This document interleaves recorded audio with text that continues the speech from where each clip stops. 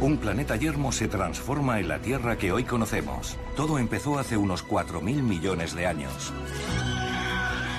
La vida se reproduce y poco a poco se extiende a todos los rincones del planeta. A lo largo de miles de millones de años, la evolución ha dado lugar a un número incontable de animales y plantas. Pero por diferentes que puedan parecer, todas las especies están emparentadas. El primero en descubrirlo fue un inglés llamado Charles Darwin. Darwin cambió por completo la manera de vernos a nosotros mismos, de ver la vida en general. ¿Qué es la inteligencia? ¿Por qué necesitamos dormir? ¿Y cuál es la diferencia entre el ser humano y el animal? El muro que nos separa es cada vez más permeable. Una y otra vez las catástrofes han hecho estragos en la vida que puebla la Tierra, pero hasta ahora siempre ha logrado sobrevivir. Investigando las grandes preguntas de la vida, la comunidad científica ha constatado hechos asombrosos y adquirido impresiones muy reveladoras sobre los grandes momentos de la evolución.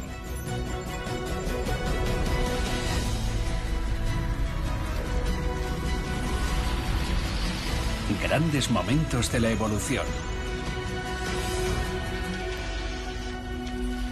El milagro de la vida. El origen.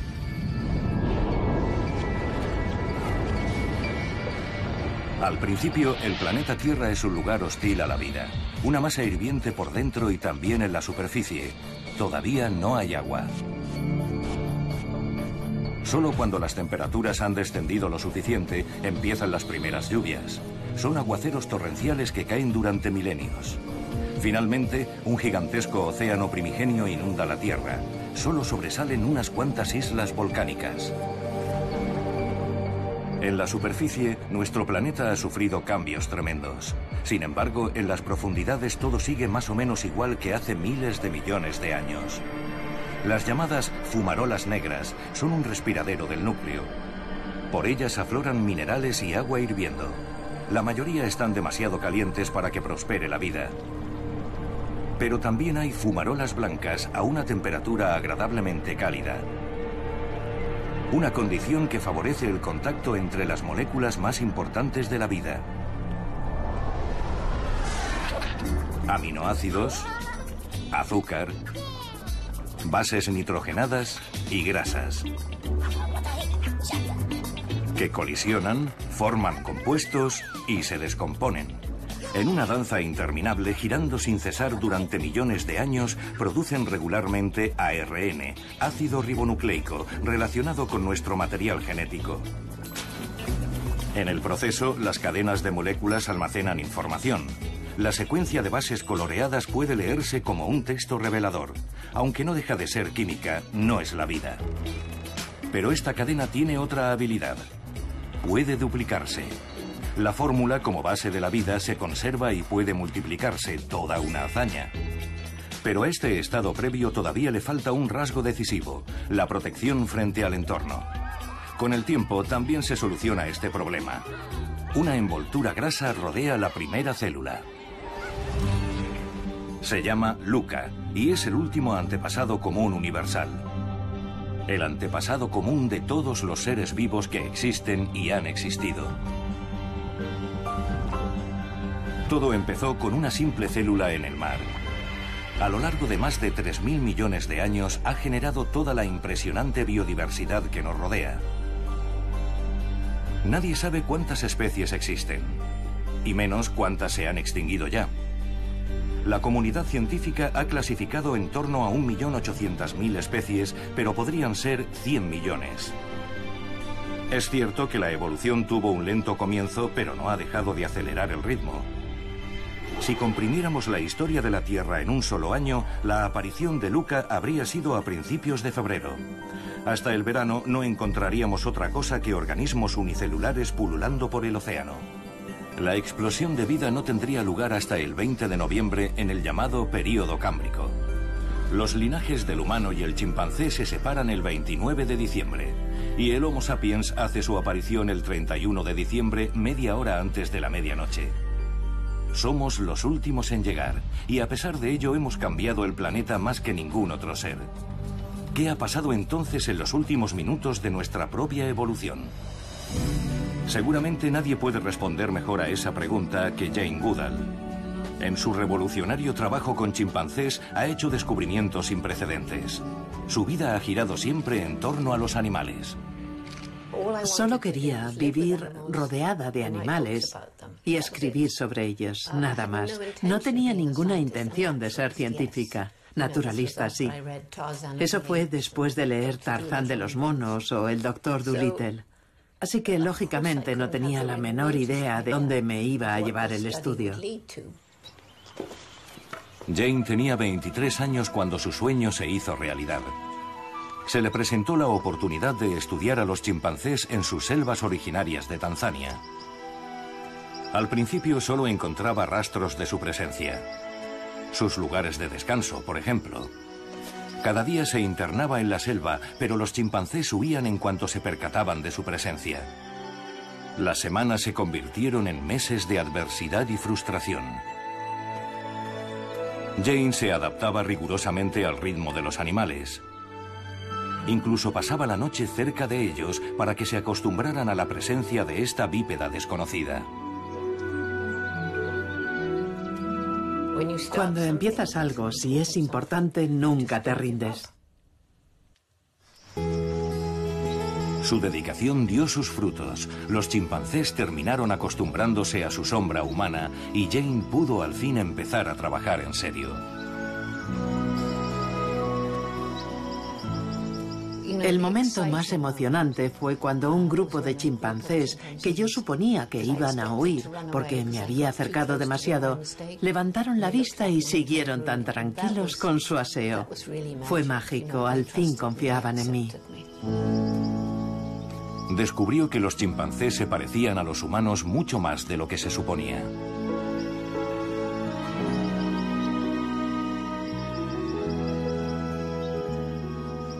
Podemos seguir el rastro de pequeños fragmentos de nosotros hasta los mismos comienzos de la evolución, las partes de nuestro cuerpo, por ejemplo. Por tanto, no hay divisiones claras. Es una cuestión de grado y de cambio progresivo. Y eso fue lo que escandalizó tanto a la comunidad científica. Se consideraba que éramos únicos. De hecho, la humanidad solo había dado un paso evolutivo más. Jane hizo este descubrimiento al observar que los chimpancés usaban herramientas, una habilidad que hasta entonces se suponía que era exclusiva de los humanos. Hace unos 7 millones de años, los primeros humanos y los chimpancés tomaron caminos diferentes. En la escala temporal de la evolución, solo nos separa un instante. Era el año 1960 y el ser humano se definía por su capacidad para fabricar herramientas. Fue la primera vez que informé de que David Barbagris, el primer chimpancé al que había visto usar una herramienta, el primero que había confiado en mí, arrancaba tallos y los usaba para pescar termitas en sus galerías subterráneas. Y también cogía ramitas con hojas y las pelaba. Estaba modificando el objeto, fabricando una herramienta. Louis Leakey dijo, habrá que redefinir el ser humano y las herramientas o aceptar que los chimpancés son humanos. El primero en articular la idea revolucionaria de que el humano y el chimpancé están emparentados fue Charles Darwin. En 1832, el joven naturalista recorre en barco la costa meridional de América del Sur. En tierra descubre innumerables especies de plantas y animales desconocidos, todos, según la creencia popular de la época, concebidos por el Creador celestial en una semana escasa. Mientras recoge sus muestras, a Darwin le asaltan más dudas que nunca. Hace toda clase de descubrimientos. Por ejemplo, huesos enormes de especies que evidentemente se habían extinguido hacía mucho. Tras rodear el Cabo de Hornos, Darwin llega a las Islas Galápagos. Las observaciones que hace allí serán la base de su teoría de la evolución. Observa que los pinzones de las Galápagos varían de una isla a otra. Presentan un pico diferente, cambian de color. ¿Qué pudo haber causado estas variaciones? Una escandalosa idea va tomando forma en su mente. ¿Sería posible que algunas especies se hubieran originado justo en estas islas? ¿Y que las aves, adaptándose a su entorno, hubieran evolucionado hasta convertirse en especies nuevas? El milagro de la naturaleza no sería entonces la obra de un creador todopoderoso, sino que se habría ido desarrollando en una sucesión de etapas evolutivas. Darwin así lo cree, pero se guarda sus pensamientos y solo los plasma en su diario. Durante mucho tiempo no se atreve a publicar su revolucionaria idea: que todas las especies, las plantas, los animales y el ser humano provienen de un solo antepasado común primigenio. La primera edición de El origen de las especies en 1859 causa sensación. Darwin empieza a recibir ataques. Su libro viene a rebatir los conceptos en los que creían sus contemporáneos, sacudiendo los fundamentos mismos de la doctrina cristiana. El origen de las especies descubrió a la humanidad que eran fuerzas puramente naturales, las leyes de la física, actuando a través de un singular proceso de selección natural, las que habían generado toda la belleza, elegancia y diseño de los seres vivos. Antes la gente pensaba que tenían que ser obra de un creador. No concebía otra posibilidad, le parecía casi evidente. Por tanto, Darwin destruyó esa idea, cambió por completo la manera de vernos a nosotros mismos, de ver la vida en general. La teoría de la evolución explica cómo se origina una nueva especie. La llegada de una especie. En la sabana africana, a pesar de la diversidad de especies, el cuadro es relativamente monótono.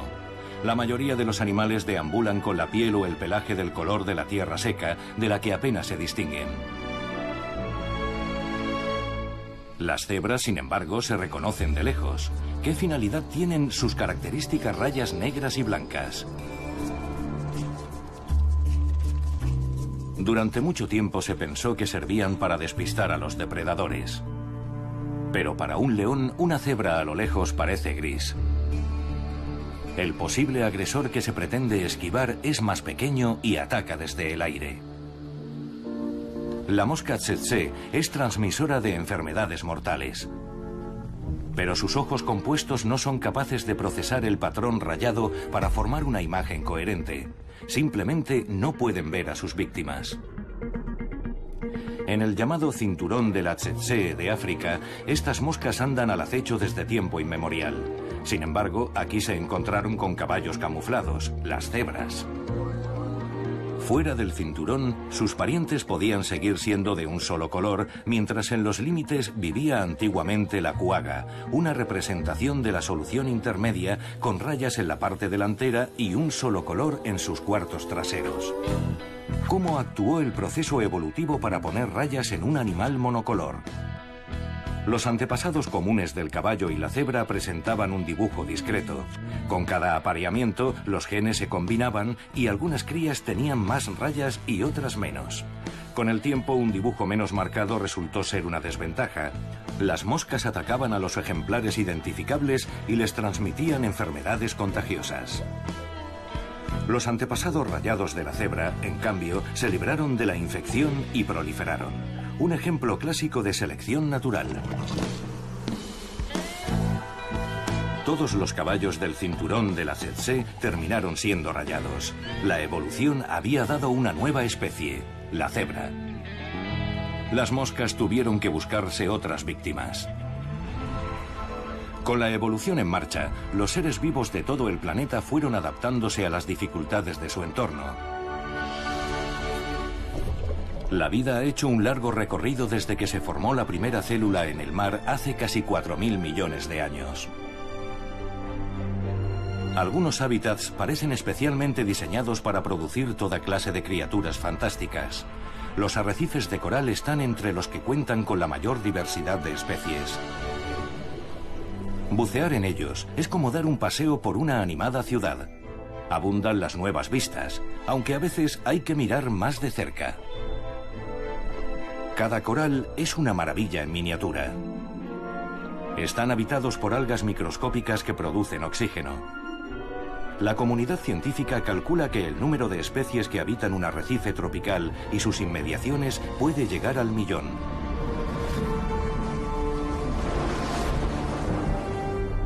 mientras que otros lugares están prácticamente desiertos. El desierto es especialmente hostil a la vida. Sin embargo, las condiciones extremas parecen un mero desafío a la evolución para dar con nuevas soluciones. Una bola de estiércol es garantía de futuro para la siguiente generación de escarabajos peloteros. Aquí es donde se desarrollan y crecen sus larvas.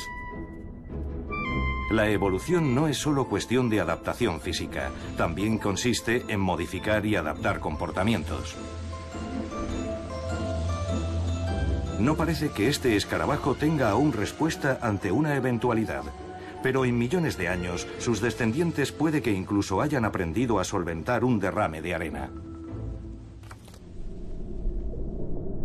Da la impresión de que no hay nada que la naturaleza no haya previsto.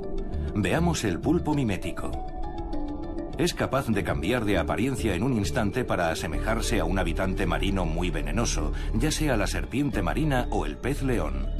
Su excelente visión le permite reproducir su imagen a la perfección. En cambio, uno de sus parientes lejanos tiene literalmente visión borrosa. El nautilo es miope. Cuando esta especie era joven, sus ojos eran lo más avanzado que había, y es evidente que desde entonces no ha hecho falta modificarlos. Visión. El mundo cambia cuando eres capaz de verlo. Recibes muchas más aportaciones del entorno. Puedes detectar depredadores a gran distancia, avistar presas desde lejos. Tienes más información, más datos que procesar. Es posible que la vista haya marcado decisivamente la evolución del cerebro y también que haya acelerado la evolución en general. Casi todos los seres vivos dependen de ella. Todos, desde la rana al ser humano, observamos el mundo que nos rodea. Vemos y somos vistos.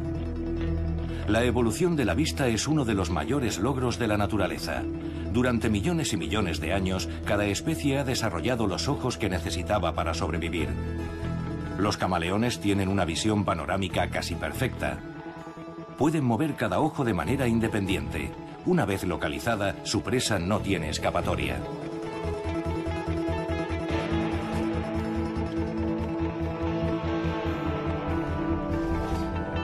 El ojo del águila es uno de los órganos de visión más potentes del mundo. La vista del águila es de 3 a 4 veces superior a la del ser humano. ¿Cómo actuó la evolución para permitir el desarrollo de un órgano tan complejo? Una pregunta que traía de cabeza al propio Darwin. Darwin menciona el ojo como un problema, aunque no lo sea. Digamos que lo hace como recurso retórico.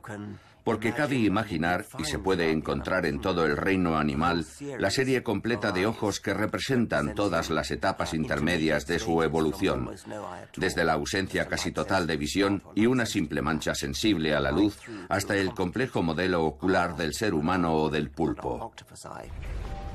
Los orígenes del ojo se remontan a las primeras etapas de la evolución. Organismos unicelulares como los del género Euglena ya presentan una mancha ocular que funciona como un sensor y les indica la dirección de la luz. Otro ejemplo es el ojo plano de la medusa, que le permite distinguir la luz de la oscuridad. Siguiente paso, el ojo cameral. Así ven el mundo los mejillones y las serpientes. Cuanto más pequeño es el iris, más aguda es la visión. El caracol comestible tiene una minúscula lente para captar la luz. No hace falta mucho más y ya es el órgano altamente eficiente con el que todos los demás vertebrados vemos lo que nos rodea. El ojo con cristalino es un ingenioso avance de la evolución. Ahora pensamos que en una etapa temprana hubo más de un prototipo de ojo. Y lo pensamos porque existe un gen responsable del desarrollo de los ojos. Ese gen es muy importante para su adecuada formación y se encuentra en todos los animales que tienen ojos.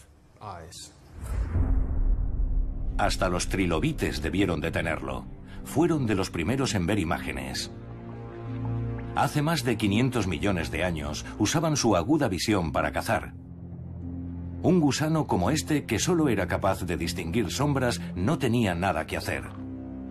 Pero por suerte para él, había otros depredadores más peligrosos acechando en el océano primigenio. El Anomalocaris podía medir más de 1 metro de largo.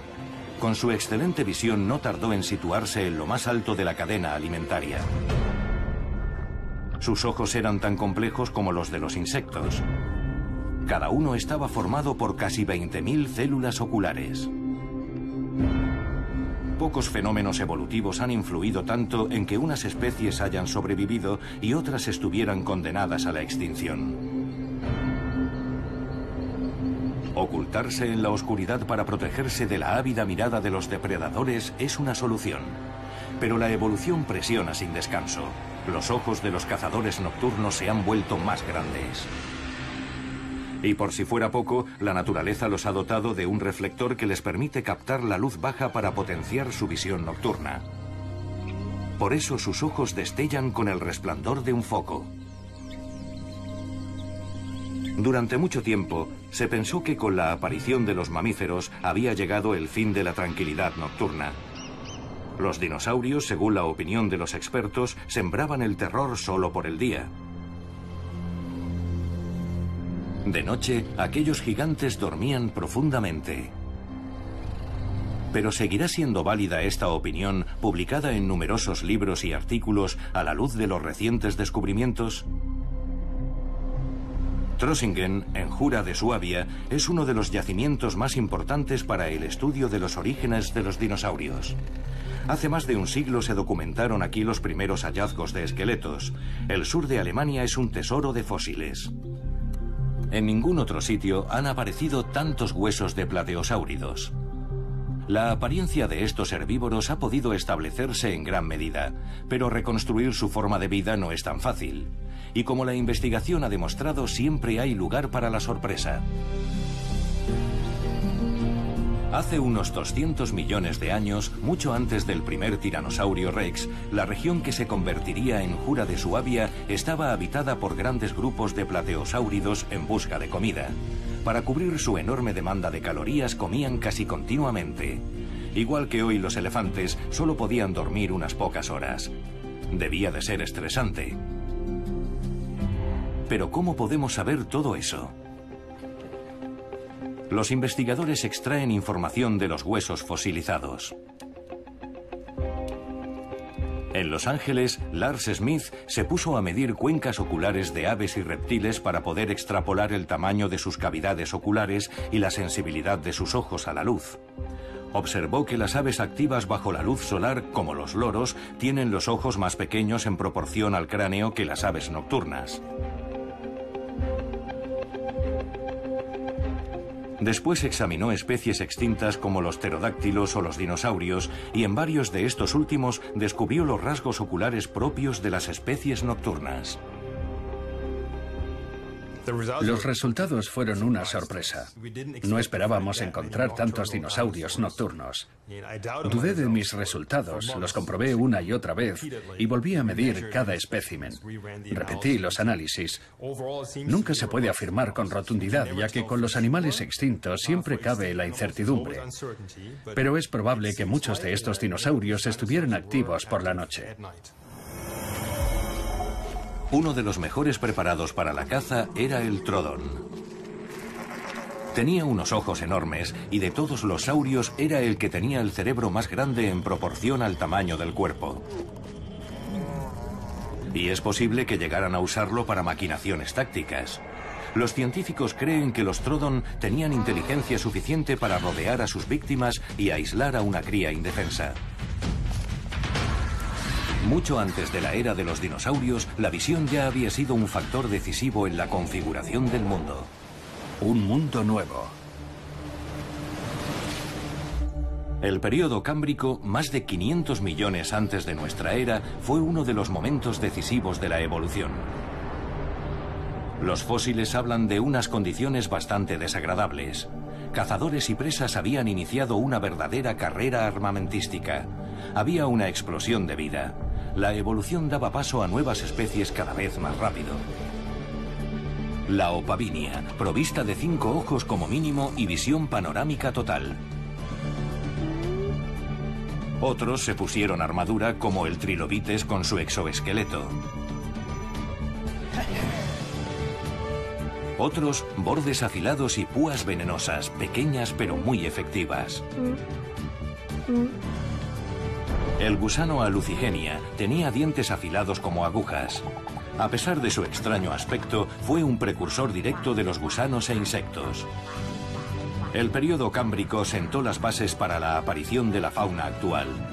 Desde entonces, la contienda entre depredador y presa es un elemento imprescindible de la evolución.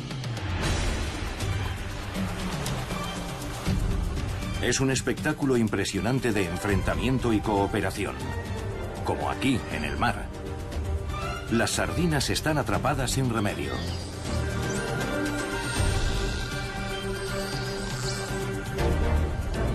Este gigante no tiene más que abrir sus enormes mandíbulas. Unas veces se gana y otras se pierde. Ambos bandos han perfeccionado sus estrategias de supervivencia.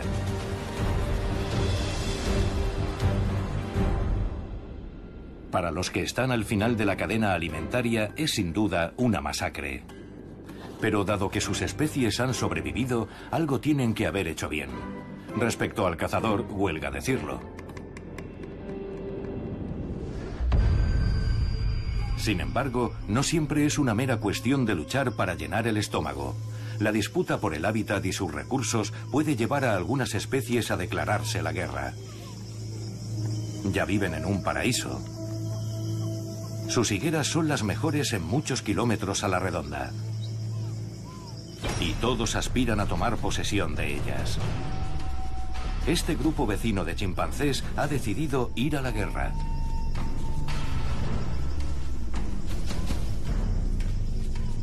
Los comedores de higos están entretenidos en sus rutinas diarias, completamente ajenos al peligro inminente.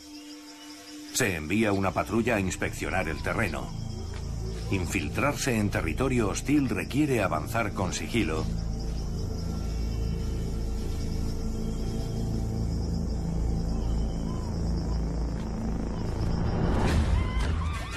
Para después cargar con todo el ímpetu.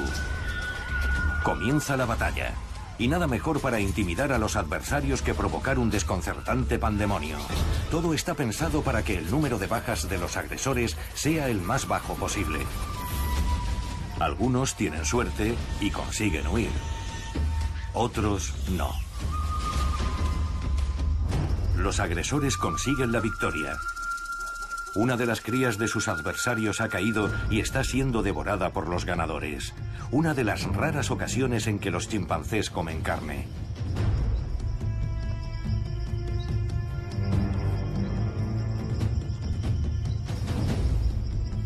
Algo que a nosotros nos parece brutal y cruel.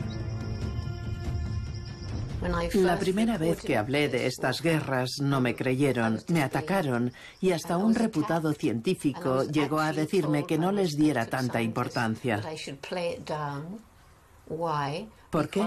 Porque si esta forma primitiva de guerra es un comportamiento común a los humanos por un lado y a los chimpancés por el otro, es que seguramente nos ha acompañado en todo nuestro recorrido evolutivo y por tanto la violencia y la guerra son inevitables. Así pues, nosotros, como ellos, somos capaces de ejercer la violencia. Esto es evidente. Pero también somos capaces de mantenerla bajo control. Y según parece, los primates también tienen una cara amable. Una faceta con la que nos resulta mucho más fácil relacionarnos. Freddy es un macho adulto. Ha adoptado a un huérfano, el pequeño Oscar, aunque no tiene ningún parentesco con él. Un chimpancé sin madre no tiene posibilidades de sobrevivir. A veces sus hermanos mayores se hacen cargo de él, pero Oscar no tiene hermanos. Freddy comparte su comida con él y le enseña todo lo que necesita saber para sobrevivir.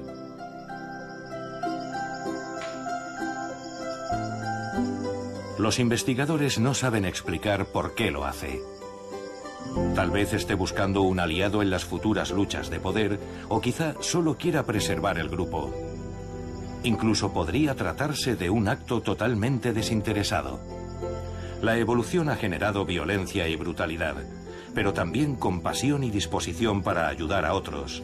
Los mamíferos necesitan todos estos atributos sin excepción para sobrevivir, y muy especialmente nosotros y nuestros parientes más cercanos.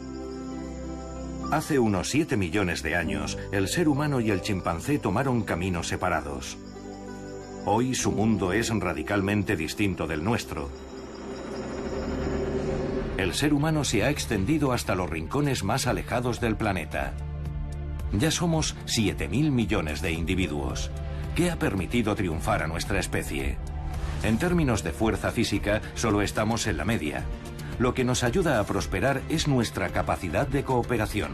Salimos victoriosos sumando esfuerzos. Por separado, habríamos fracasado.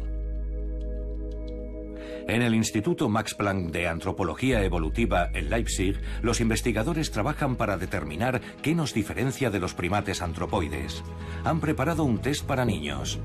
No tienen forma de llegar a las canicas si no cooperan. Se ha despertado su interés.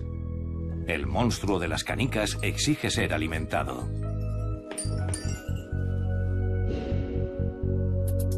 Cerca de allí, en el zoológico, un grupo de chimpancés se dispone a pasar por la misma prueba. Para ellos, con plátanos en lugar de canicas. Los chimpancés tampoco necesitan mucho estímulo. El cambio se agradece en la cotidiana monotonía del zoo. Misión cumplida. Es evidente que no hace falta comunicación verbal para triunfar. Pero ¿y si solo uno consigue la recompensa? 3 canicas para Carl, una verdadera injusticia, y ninguna para Alma. Pero entonces comparten el premio y siguen adelante.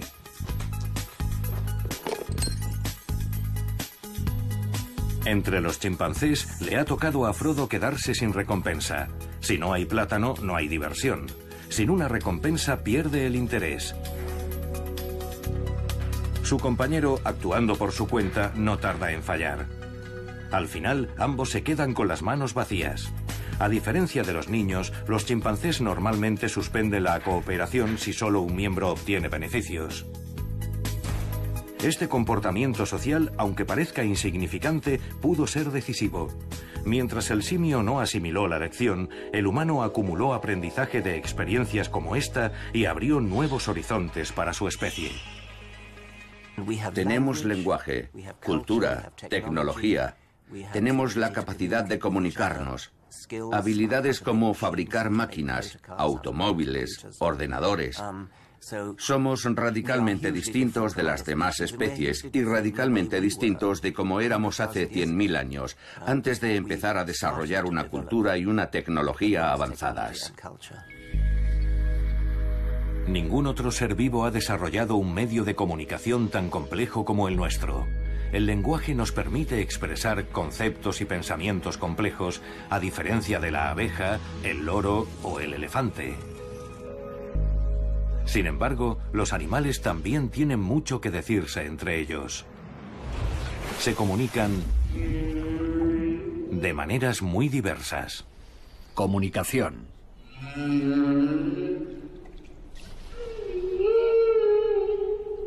El canto de las yubartas. Un concierto para seducir a las damas. En la época de apareamiento, sus pretendientes cantan hasta 24 horas seguidas. Cada canción está formada por una serie de versos que repiten una y otra vez. El agua es un medio excelente de transmisión de las ondas sonoras que pueden recorrer miles de kilómetros sin encontrar obstáculos y ayudan a los grandes solitarios del mar a encontrarse en la inmensidad del océano. Pero las ballenas no son las únicas parlanchinas bajo el agua. Los peces tampoco están callados precisamente. Graznan, gruñen y gritan. El paisaje sonoro de un arrecife de coral es parecido al de una metrópolis. Cuanto mayor sea el estrépito, más sano estará el arrecife. Y para comunicarse, los peces recurren a instrumentos diversos. El pez rubio es capaz de producir un gruñido a voluntad contrayendo la vejiga natatoria. El pez payaso hace rechinar sus mandíbulas y dientes para defender su territorio con ese chasquido.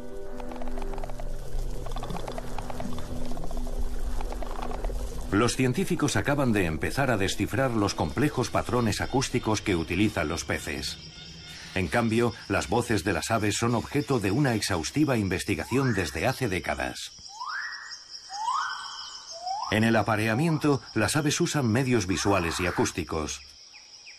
Pero por complicada que parezca la actuación de este macho, el mensaje que pretende transmitir es muy simple.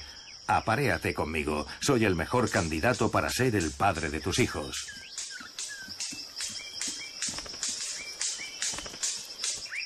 La misma canción se repite en todo el mundo, y casi siempre hay una respuesta.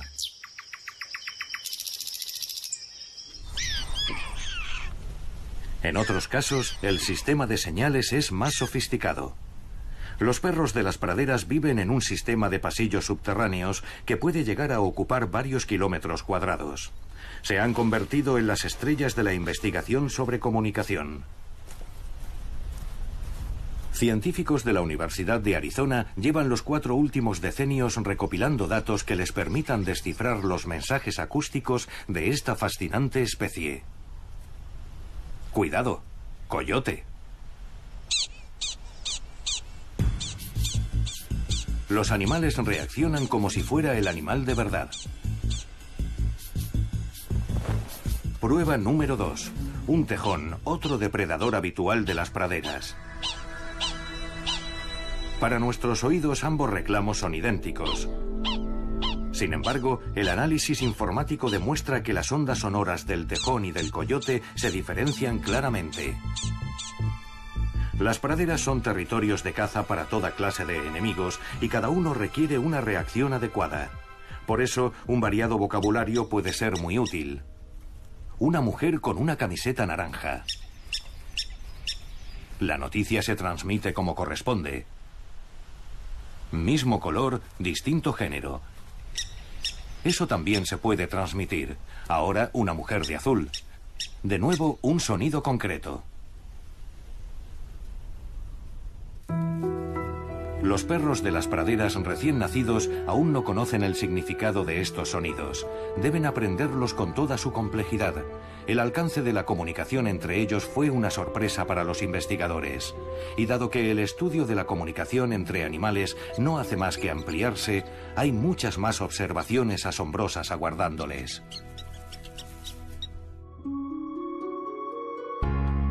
El psicólogo estadounidense Winthrop Kellogg optó por un enfoque diferente. En los años 30 tuvo la idea de criar a una hembra de chimpancé recién nacida, Gua, junto a su hijo Donald. ¿Seguirían al criarse en el mismo entorno los mismos patrones de desarrollo? En lo referente a comer y beber no hubo problemas, y era habitual que el bebé chimpancé sobresaliera en el aprendizaje. ¿Pero empezaría Gua a hablar? Por entonces se consideraba que el lenguaje y la inteligencia estaban estrechamente relacionados. Pero Gua nunca habló. En cambio, el pequeño Donald empezó a imitar los sonidos del chimpancé. Fue entonces cuando sus progenitores decidieron poner fin al experimento. Hoy sabemos que los chimpancés, debido a su anatomía, están físicamente incapacitados para hablar. ¿Qué es la inteligencia?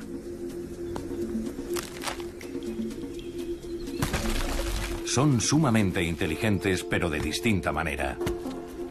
Hoy los investigadores observan a los animales en su hábitat original. Solo en él demostrarán todas sus capacidades naturales. Esta hembra sabe dónde tiene que buscar. Usa herramientas para alcanzar la sabrosa miel y ha tenido que aprender que esta especie de abeja sin aguijón no le hará daño. Su cría observa y aprende, una señal inequívoca de inteligencia. Algunos pájaros saben incluso hacer y usar varas y ganchos. La separación entre la humanidad y los animales parece cada vez más porosa. Durante mucho tiempo se consideró que la autoconfianza y la autoconciencia eran características exclusivamente humanas. Los experimentos han demostrado que los primates también son capaces de reconocer su imagen en un espejo, aunque a veces tarden un poco. pero luego reaccionan como nosotros, poniendo gestos y examinando partes del cuerpo que no suelen ver. Muy pocas especies superan la prueba del espejo. Entonces, ¿son menos inteligentes o nada inteligentes? A todo esto, ¿qué es la inteligencia? ¿Y cómo podemos medirla? Resulta difícil al comparar especies. Cualquier especie puede reivindicarse como única en algún aspecto. Los vencejos son maestros del vuelo. A los topos se les da muy bien cavar. Todas las especies, o muchas de ellas, tienen su propia singularidad. Y nuestra singularidad es lo que más valoramos, porque nos ha permitido en gran medida conquistar el mundo. Pero en la evolución nada permanece estático. No sabemos si en un futuro lejano seremos sustituidos por algún otro ser. En los montes de Nueva Zelanda, la evolución ha creado un ave especialmente astuta. Los keas están entre las aves más inteligentes. Son inquisitivos, pero su afán por investigar no siempre es grato para los que sufren sus exploraciones. Cerca de Viena han puesto en marcha un experimento para determinar el verdadero alcance de su astucia. A Kermit le encantan los retos. Supera el primer obstáculo en cuestión de segundos. La comida está abajo, pero para llegar hasta ella primero tiene que subir.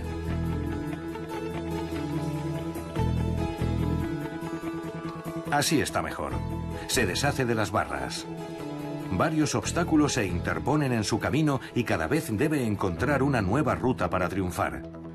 La mayoría de las demás especies abandonarían enseguida ante tanta dificultad. Pero Kermit es tenaz y finalmente usa el pico como una tercera extremidad.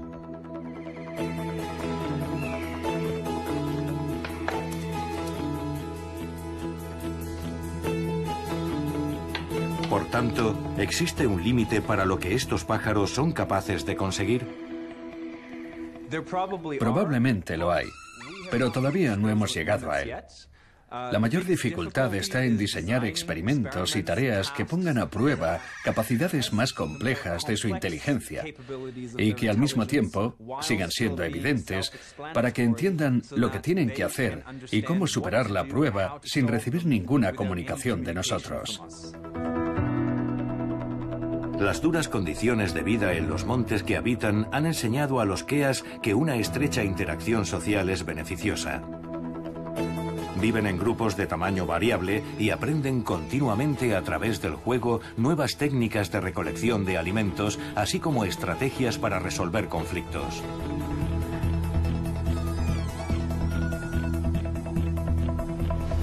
Durante mucho tiempo se afirmó que los pájaros no tenían inteligencia. Hoy sabemos que su cerebro está densamente poblado de células nerviosas.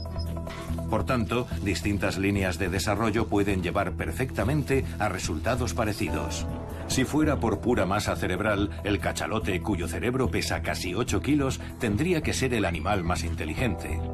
Entre los terrestres, el cerebro del elefante de 5 kilos es insuperable. Sin embargo, solo tiene sentido establecer comparaciones entre especies estrechamente emparentadas. Así, los seres humanos son los que tienen el cerebro más grande en proporción a su cuerpo. Paso a paso, los investigadores están reconstruyendo la genealogía de la evolución. Hasta ahora se han conseguido llenar muchas lagunas, pero quedan infinidad de preguntas. Uno de los fenómenos más enigmáticos es el sueño. Dormir. No es posible librarse. Humanos o animales, todos desconectamos a intervalos regulares. Incluso si intentamos no dormirnos, llega un momento en que perdemos el conocimiento. Hay abundantes teorías, pero todavía no tenemos una explicación definitiva del sueño. Da igual el rumbo de evolución que haya tomado una especie. Parece ser que dormir es imprescindible, con independencia de las circunstancias. Los delfines deben salir a la superficie para respirar aunque estén dormidos.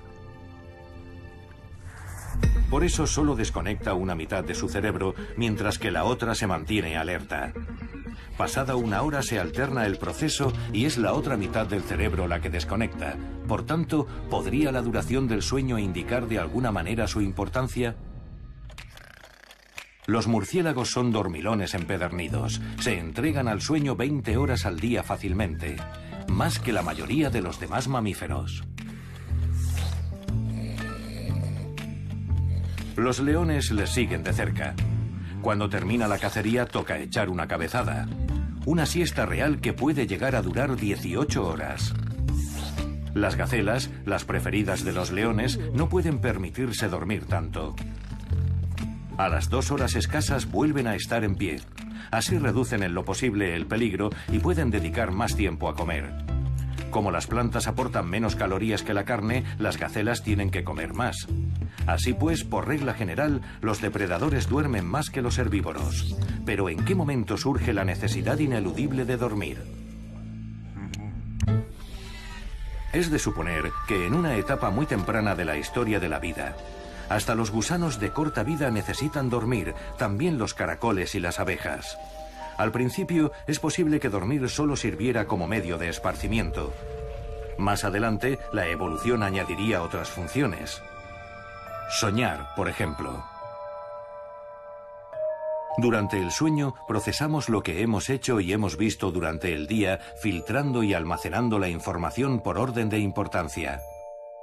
Nuestra memoria se amplía y aprendemos. Mientras el cuerpo descansa, el cerebro realiza una gran actividad. Lo mismo sucede con nuestro sistema inmunitario, que se encarga de producir anticuerpos frente a toda clase de gérmenes. A lo largo de millones de años ha aprendido a combatir la incesante invasión de intrusos, mejorando constantemente para vencer a nuevos virus y bacterias.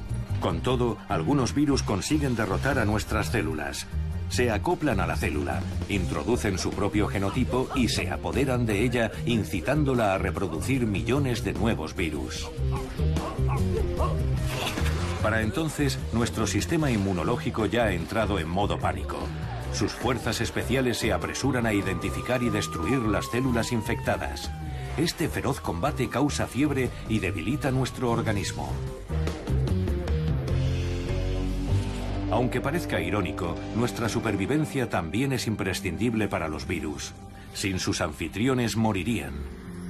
Todo lo que es decisivo para la vida está interrelacionado y sustenta los principios de la evolución. He aquí la encarnación de una interrelación evolutiva. Hace 375 millones de años estaba cazando en cálidas aguas tropicales. Tiktaalik era un pez de aletas lobuladas que estaba destinado a hacer historia. Su especie fue la primera en pisar tierra firme. El primer paso. Un pequeño paso para Tiktaalik, pero gigantesco para la evolución de la vida. Tiktaalik pudo haber sido simplemente un pez que caminaba sobre sus aletas, pero sus huesos son la prueba de un potencial muy superior. Tenía hombros, brazos y antebrazos, muñecas y dedos.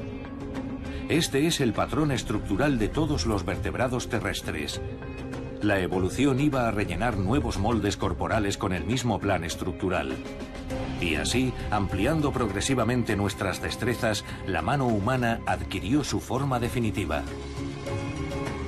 La evolución garantizó que todas las especies desarrollaran exactamente el tipo de extremidades que necesitarían para sobrevivir.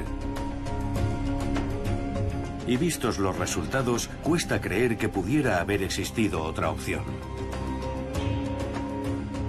Su diversidad puede parecer asombrosa, pero sus orígenes comunes están literalmente en sus huesos.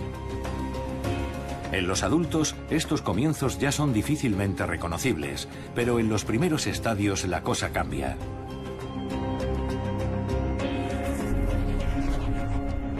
Todos los embriones son esencialmente iguales, ya sean de pez, tortuga o ser humano, todos siguen más o menos el mismo proceso.